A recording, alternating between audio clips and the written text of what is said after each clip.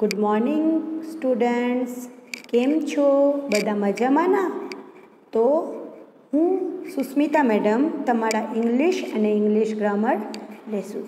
તો આજે આપણે બચ્ચો સ્ટાર્ટ કરીએ છીએ યુનિટ 1 ઇંગ્લિશનું the journey of my life from earth to Everest. મારા જીવનની યાત્રા તળેથી તુંગ સુધી.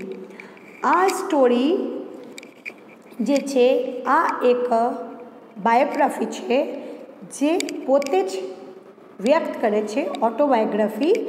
એના નામ છે અરુણિમા સિન્હા. એ એક અપંગ યુવતી હોય છે.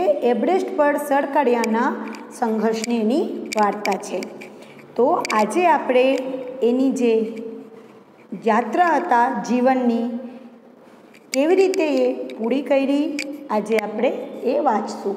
તો પહેલાં જો એક પ્રી ટાસ્ક છે, એ તમને જે છે તમે પોતે જ કરવું પડશે. એ તમારા ક્લાસમેટ એટલે તમારા કઈ સહપાઠી હોય, એને તમારા કોઈ ભાઈબંધ હોય, એને તમને આ જે છે બોક્સ એમાં કંઈ ક્વેશ્ચન છે ઓન વર્ડ તમને કરવાનું રહેશે. તો આજે આપણે જે મેઇન ચેપ્ટર છે read 1 the journey of my life from earth to Everest, એ આજે આપણે વાંચશું. તો ચલો આપણે સ્ટાર્ટ કરીએ બચ્ચો. Arunima Sinha was a national level volleyball player. Arunima Sinha કોણ હતી? અરુણિમા સિન્હા રાષ્ટ્રીય કક્ષાની વોલીબોલ ખેલાડી હતી. When she was traveling on a train, some thugs tried to match her golden chain. એક બાર જ્યારે તે ટ્રેનમાં મુસાફરી કરી રહી હતી ત્યારે કેટલાક ઠગાએ તેની સોનાની ચેન ઝૂંટવી એટલે ગલામાંથી ખેંચી લેવાનો પ્રયત્નો કર્યો. She fought back but was thrown out of the speeding train and lost her left leg. તેણીએ સામનો તો કર્યો પણ ચાલતી ગાડીએ તેને ટ્રેનમાંથી એટલે ચાલતી ગાડી ટ્રેનમાંથી એને બહાર ફેંકી દઈ અને તેણીએ તેનો ડાબો પગ ગુમાવ્યો. Ready? A year later, she was returned as a mountaineer and became the first female with an artificial leg to scale Mount Everest. તે પછી તે જ્યારે જો જ્યારે એ 24 વર્ષની હતી પછી આ ઘટના અકસ્માત તેના જુસ્સા પર કોઈ અસર નથી પડી. તે જ્યારે 24 વર્ષની હતી આ ઘટના ત્યારે જ ઘટિત હતી ને એ જે છે એક વર્ષ પછી એ ઓલ ઇન્ડિયા ઇન્સ્ટિટ્યૂટ ઓફ સાયન્સમાં કૃત્રિમ પગ બેસાડ્યો અને એક વર્ષ તેને ફરી પર્વતરોહક તરીકેની તાલીમ આપવામાં આવી અને કૃત્રિમ પગ સાથે માઉન્ટ એવરેસ્ટ પર કરનાર તે વિશ્વની પ્રથમ મહિલા બની. એ એવું પહેલા મહિલા છે જે પોતાની કૃત્રિમ પગ ઉપર માઉન્ટ એવરેસ્ટ ચડીને વર્લ્ડ રેકોર્ડ કાયમ કર્યું. સમજી ગયા? હવે જો this is her unforgettable story of hope, courage and inspiration. Let's read 4 sentences of her life narrated in her own words. આ તેનાની આશા, હિંમત અને પ્રેરણાની અવિસ્મરણીય વાર્તા છે. ચલો આપણે ખુદ તેણીની શબ્દમાં વર્ણવેલા તેની જીવનના 4 દૃષ્ટાંત વાંચીએ.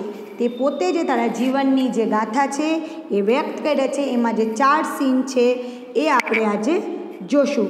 પહેલાં જ આપણે જોઈ લઈએ scenes 1. I had started dozing. My eyes were closed but mind was awake. મને ઝોકા આવ્યા લાગ્યા હતા. મારી આંખો બંધ થઈ જતી પણ મારું મન જાગૃત હતું. ડોઝ એટલે ઝોકા. એમાં અંડરલાઇન કરીને આજે હું જે વાંચાવું તમારા વર્ડ મિનિંગ લખી લેજો બુકમાં. ઠીક છે? મારી આંખો બંધ થઈ જતી પણ મારું મન જાગૃત હતું. I remember someone saying that બળેલી would come after some time. થોડાક સમય બાદ બળેલી એક સ્ટેશન છે જે આવશે એવું કોઈ કહેતું હતું. તે મને યાદ છે. એ જે અરુણિમા છે એ વ્યક્ત કરે છે.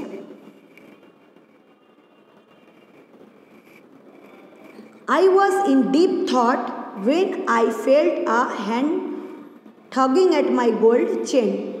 થોટ એટલે જે છે વિચાર કહેવાય. એના અંડરલાઇન કરો, એના મિનિંગ લખો. વિચાર.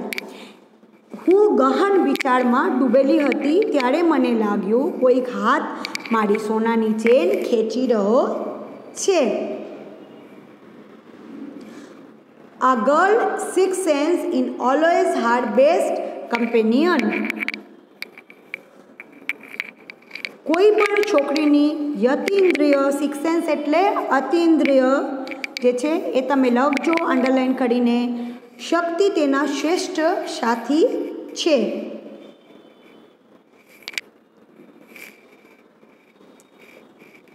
પછી જો I instinctively opened my eyes and saw 4 or 5 young men around me. મેં સહજપણે અંતઃશુકરણાથી મારી આંખો ખોલી. અંતઃશુકરણાથી એટલે જે છે ઇન્સ્ટિંક્ટિવલી. ઓપન માય આઈઝ એમાં લખી નાખજો. પછી મારી આંખો ખોલી અને જોયું કે 4 થી 5 યુવાનો મારી આજુબાજુ વિટરાઈ વળ્યા. એટલે એના જે આજુબાજુ 3-4 જે યુવા હતા એના આજુબાજુ વિટરાતા હતા. હવે જો their darkened looks and behavior gave me an inliking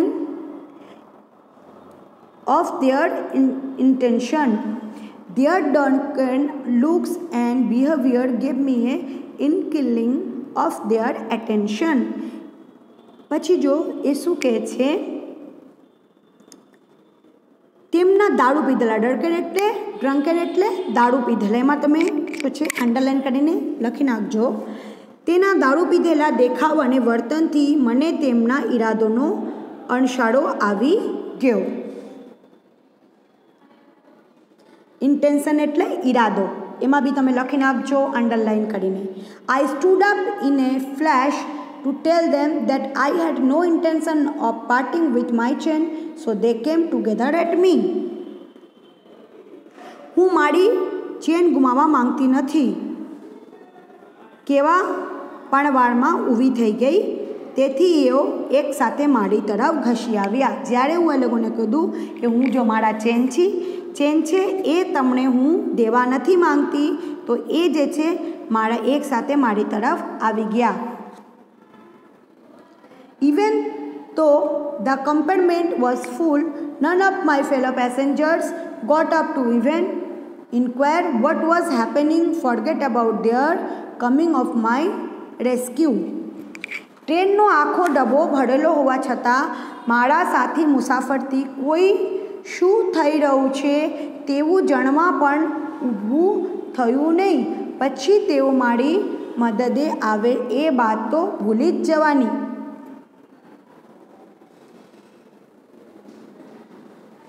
I had no option but to take them on, so I caught a youth who was trying to size me up, but his collar and pushed him back.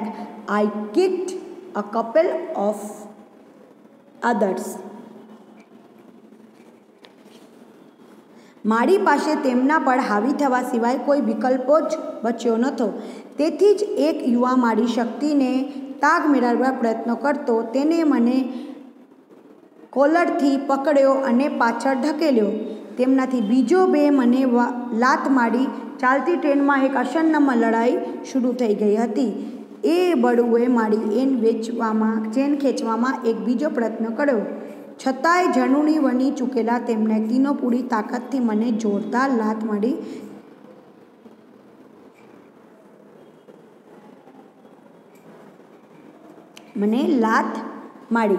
An exceptional could not recover in time. ત્યાં સુધી હું તેમની પ્રતિકાર કરતી હતી. સંતુલન ગુમાવી ચૂકેલી હું મારી મૂળ સ્થિતિમાં આવી શકી નહીં.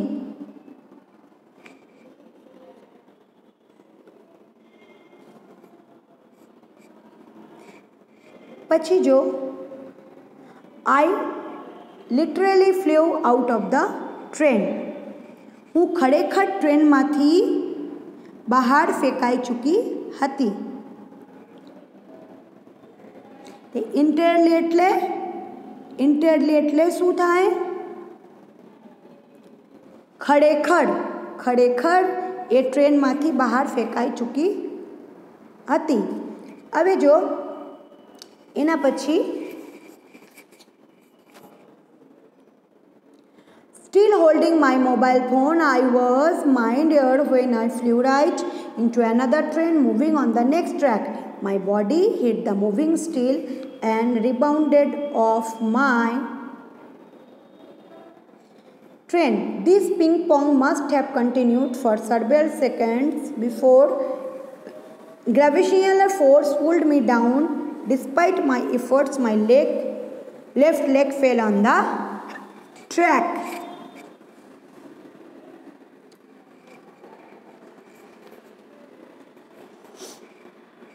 હું હવામાં જ હતી અને છતાંય મારો મોબાઈલ ફોન મારા હાથમાં જ હતો ને ત્યાંથી બાજુમાં પાટા પરથી પસાર થતી બીજી ટ્રેન સાથે અથડાઈ. મારું શરીર તે ટ્રેનને અથડાઈ મારી ટ્રેન પર પાછું ફેંકાયું. ગુરુત્વાકર્ષણ વળથી હું નીચે પડું એ પહેલાં થોડીક સેકન્ડ મારું આ અહીંથી તઈ ફંગોળાવાનું ચાલુ રહ્યું. મારા તમામ પ્રયત્નો છતાંય મારો ડાબો પગ પાટા પર જ પડ્યો. એ તમામ પ્રયત્નો કર્યા પર એ જે બીજા ટ્રેકમાં જે ટ્રેન આવતો હતો એના તાના પગ એના ઉપર જ પડ્યો. ઘચ. That was the sound of my leg getting chopped. ઘચ કરીને અવાજ આવ્યા ને આવાજ સાથે એનો જે પગ હતું એ કપાઈ ગયો. એ કહે છે There was no one heard my intense scream. I lay motionless for a while, watching the red tail light in the train until it dimmed and faded into darkness. Then I fainted. મારી વેદનાપૂર્ણ એ કહે છે કે મારી વેદનાપૂર્ણ પ્રવણ ચીજ સંભાળનારતા ક્યાંય નહોતું. હું ઘડીભર આવ હલચાલ્યા વગર ટ્રેનની પાછળની લાલ લાઇટ અંધારામાં મંદ થઈ ઓઝલ થાય ત્યાં સુધી જોતી રહી. પછી હું મૂર્છિત થઈ ગઈ. હવે છે scenes 2.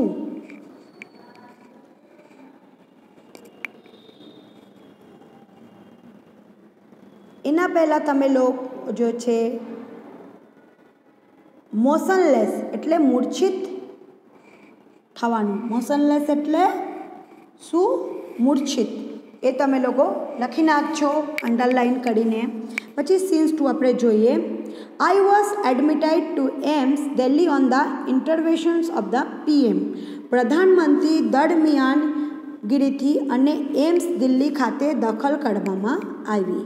The union government would bear the entire cost of my treatment. મારી સારવારનો તમામ ખર્ચ સંઘર્ષકારક ઉપાડવાની હતી. Soon AIIMS began issuing daily medical bulletin of my status. તરત જ એમ્સ એ મારી વર્તમાન સ્થિતિઓનો ટૂંકો દૈનિક વૈદ્યકીય અહેવાલ પ્રકટ કરવાનું શરૂ કર્યું. I was told that young people, auto drivers and roadside vendors were carrying out candle march and the galvanizing support for me and to pray for my recovery. મને જાણવામાં આવ્યું કે યુવાને ઓટો રિક્ષા ચાલકો અને રસ્તા પરના વેચાણ કરતા ફેરીઓએ મને સમર્થન આપવામાં તેમજ મારા સાજા થવા માટે મીણબત્તી કૂચકારી રહ્યા છે. with the help of the best and the latest technology gradually. શ્રેષ્ઠ અને અત્યાધુનિક તકનીકની મદદથી મળતી સારવારને મેં એટલે હકારાત્મક પ્રતિક્રિયા આપવાનું શરૂ કર્યું. એ પેરાગ્રાફમાં આપણે એક ઇન્ટરવેશન એટલે દરમિયાનગીરી, હસ્તક્ષેપ, એના મિનિંગ છે હસ્તક્ષેપ. એને અંડરલાઇન કરીને છોકરાઓ લખી નાખો. ઇન્ટરવેશનનું ઇંગ્લિશ ટુ ઇંગ્લિશ ઇન્વોલ્વમેન્ટ થાય છે ને એના જે આપણે ગુજરાતી મિનિંગ એ હસ્તક્ષેપ લખી શકો યા દરમિયાનગીરી લખી શકશો. પછી એન્ટાયર, એન્ટાયર એટલે ટોટલ એટલે ફૂલ એટલે સમગ્ર. એના English to English meaning full A total થાય છે ને એના ગુજરાતી મિનિંગ સમગ્ર થાય છે. પછી બુલેટિન એટલે તમે લોકો જાઓ કે બ્રીફ રિપોર્ટ એટલે વર્તમાન જે સમાચાર હોય એને કહે છે. રેડી? એના પછી છે ગ્લેવેનાઇઝ. ગ્લેવેનાઇઝ એટલે એન્કરેજ કરવાનું એટલે સમર્થન આપવું. એટલે શું કરવું? સમર્થન આપવું. આ બધા વર્ડ તમે લોકો અંડરલાઇન કરીને સીન 2માં લખી નાખજો.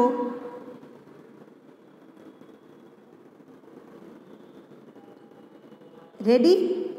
હવે જો one morning my brother in law એટલે એના બ્રધર ઇન લો એટલે માય સિસ્ટર લક્ષ્મીસ હસબન્ડ એટલે એના જે બેન છે એના હસબન્ડ. એક સવારે મારા બેને બી એટલે એના જે બેન છે એના પતિ. સાહિબ સડનલી આસ્ક્ડ મી એવરેસ્ટ ચડોગી. એ મને પૂછ્યો એવરેસ્ટ ચડોગી એટલે તે એવરેસ્ટ ચડ હમણાં એવરેસ્ટમાં તું જાસ એવું એને પૂછ્યો એના બહેનોએ. he had just read an interesting piece of information in the newspaper. તેમણે હમણાં જ સમાચાર પત્રમાં આવેલ એક રસપ્રદ માહિતી વાંચી હતી. No female amputee had ever scaled Everest. amputee નો મતલબ છોકરાઓ લખી નાખો. એના ઇંગ્લિશ ટુ ઇંગ્લિશ મિનિંગ છે one whose limb in cut up એટલે અપંગ કહેવાય. એમ્યુટીનો મતલબ શું કહેવાય છોકરાઓ? અપંગ. તો આ તમે લોકો અંડરલાઇન કરીને વર્ડ્સ લખી નાખજો. રેડી? બધાના હોમવર્ક જોઈશ. પછી જો એને કીધું કે જે કોઈ પણ અપંગ મહિલાએ ક્યારે જ એવરેસ્ટ સર કર્યું ન હતું એટલે એને મજાક ઉડાવ્યું. એના બાદથી જ ખબર પડી ગઈ કે જે અપંગ હોય તે કોઈ દિવસ એવરેસ્ટ ન ચડી શકાય. I was not amused. I have lost a leg and you are talking of Mount Everest.